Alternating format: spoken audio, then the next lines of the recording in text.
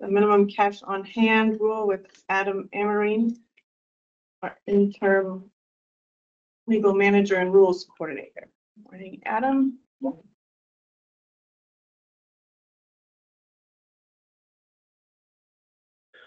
Good morning. For the record, my name is Adam Amarine. I am the acting legal and records manager. Turning our attention to the minimum cash on hand rule package. This is a package that commissioners initiated rulemaking in March of this year to evaluate our rules after stakeholders expressed concerns regarding the amount of cash they were required to have on the premises. Currently, the formula for determining that is $1,000 for each house bank table on the gaming floor, plus the amount of the largest single prize available. Staff has found that the formula to calculate sufficient cash on hand to redeem all chips issued for play and to pay out all prizes may not be adequate for all house bank card game licensees. And so these new rules would address some of those concerns. The proposed rules would require card game licensees to exchange chips for cash unless the player requests payment by check. It changes the formula for determining the minimum amount of cash on hand to be required in the cage, safe, and or vaults for house banked card rooms. It allows for specific prizes to be paid by check, and it would require house bank card room licensees to have sufficient funds to pay fixed based prizes offered.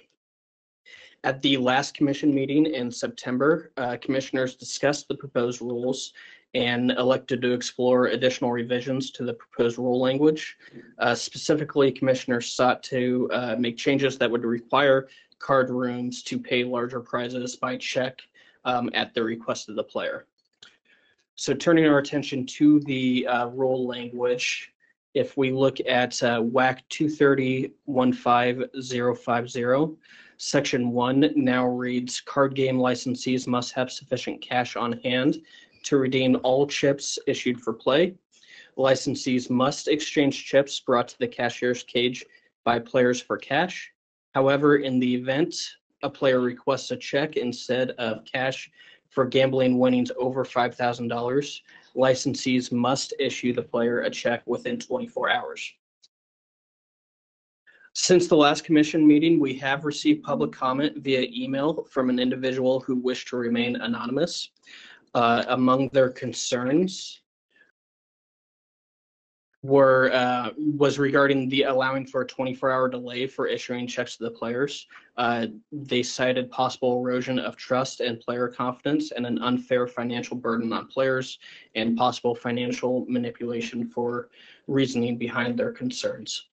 They supplied an additional follow-up email yesterday, which has been forwarded to commissioners and outlining similar concerns with the 24-hour delay in issuing checks. Additionally, I wanted to make clear that these rules would not change our rules requiring licensees to have the funds available, but rather those funds, instead of being on premises, would be allowed to be in a bank account that they could write checks off of. Our regulation and licensing staff would still have the ability to audit these accounts as they do so at least on a yearly basis and are able to do so more frequently if necessary. Staff is recommending filing the attached language for further discussion. This would result in a new CR 102 being filed with the Office of the Code Reviser. Alternatively, commissioners may discuss the matter further, withdraw the petition, or take any other number of actions. Thank you, Adam. Do any commissioners have any questions for Adam? Commissioner Ibsen? Yes, thank you. I appreciate your attention to the need for auditing. That was one of my earlier questions about this. You had mentioned that the default would be an annual basis for just checking the bank accounts of these businesses. You mentioned that there might be some instances where there might be more frequent inspections of the numbers. Can you tell me roughly what factors might determine a greater frequency? I can tell you that currently our regulation staff does an annual inspection as well as our licensing staff. They do an annual inspection additionally, and those are not often at the same time. So usually we're looking at least at twice a year. I can't. I don't know the factors that would play into additional inspections, but I do know that we have the ability to ask for financial statements or to be able to review their bank accounts when our agents see the need. Thank you. Commissioner Ibsen, if we find violations, that would certainly indicate we'll want to make sure that we do more frequent inspections to make sure that after education, then we do try to make sure that there's more frequency to ensure that there is compliance. So that would be an example. So what you're saying is that there is not so much a written example of this in the code, but there is an internal policy where evidence of past wrongdoing or just mistakes there's some systematic process for maybe having a little bit greater frequency to ensure that they do keep their nose clean moving forward.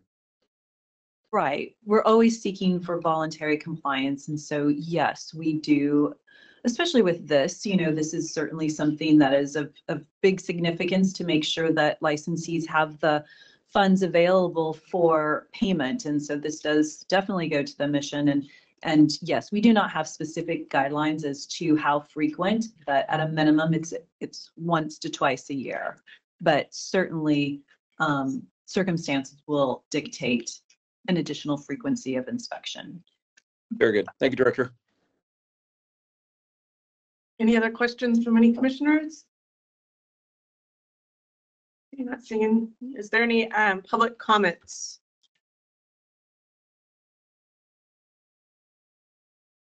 No. All right. Any further discussion from any of the commissioners? Okay, do we have a motion?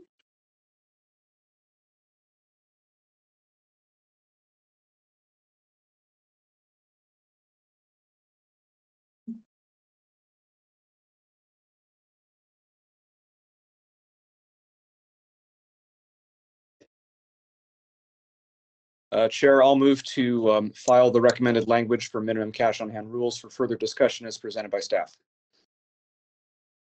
Thank you. Do we have a second? This is Commissioner Lawson. I'll second. Okay, it's been moved and seconded. Any further discussion? All those in favor say aye. Aye. Aye. Aye. All right, motion passes.